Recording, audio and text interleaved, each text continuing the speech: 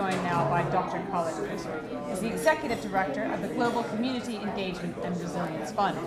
So I know that you've got refugees and the issue of risks about migrations into Europe on your mind. Tell me a little bit about your thoughts.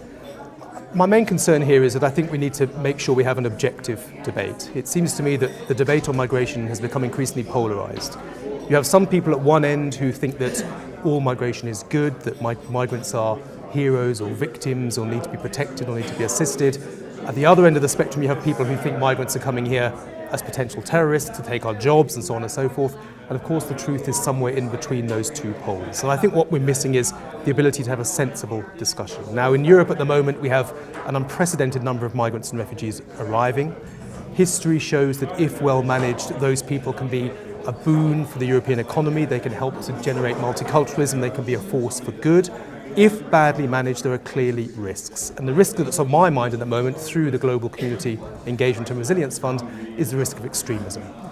And I think there are two particular risks around extremism. One is the risk that large numbers of asylum seekers may import some extremists. And we know that there are at least rumours that Islamic State is trying to use some of these boats, for example, to import some of their terrorist fighters. I think that's a risk we need to be aware of, and we need to do some work in some of the camps where these people are coming from to try to prevent that happening. The other risk that strikes me is if we get integration wrong. If we admit 1.5 million refugees, which I think largely is a good thing to do, but we don't integrate them effectively, then what you'll see is in 20 or 30 years, their children or even grandchildren turn into radicalisation. So I think there's some downstream and upstream challenges we need to be very aware of.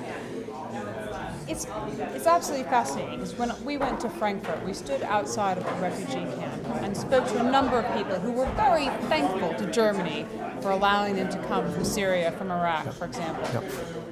But what they weren't thrilled about was the fact that they were bored, they had no jobs, and they weren't entirely sure when they were going to move out. And I could tell that there was some anger there. It was definitely fomenting, and presumably, if you've got a lot of bored people who are quite qualified to do jobs, it's a lot of bad, ill will they could do with their time. I think that's the risk. Like you, I think the German government has done a wonderful thing. I personally think Angela Merkel should be given the Nobel Peace Prize for the political stand that she's made in admitting so many refugees. But we need to make sure that we take advantage of the skills that they bring. I don't think many of these people are highly skilled, but certainly they are willing, they are able, they've shown that they have the wherewithal to leave their countries and get to Europe. They clearly have abilities that we should be taking advantage of. We need to make sure that they have access to training, they have access to work, and that we can recognise their qualifications and take advantage of those. As you say, the risk is that if young men in particular are marginalised, are disenfranchised, feel that they're not appreciated, then we shouldn't be surprised if a few of them turn to criminality or even to terrorism. That's the risk that we face, I think. How do you accept large numbers of migrants without importing those who already are terrorists? It's a good question. And first, let's put Europe in perspective.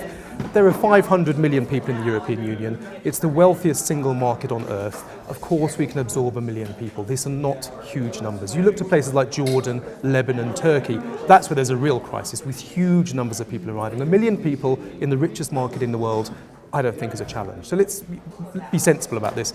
For example, the debate in the UK I find very frustrating. The idea that somehow 20,000 refugees is a large number of people amongst a population of 60 million people makes no sense to me. So perspective, I think, is important.